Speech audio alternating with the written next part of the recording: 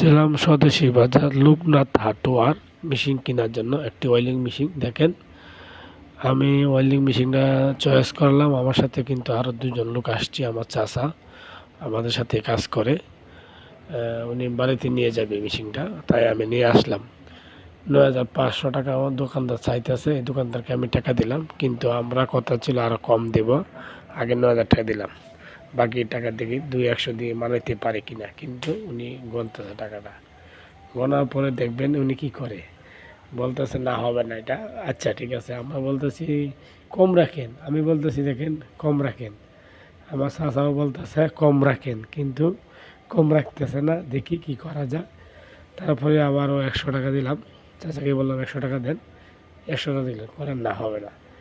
তারপরে আবার আরও ১০০ টাকা দিল।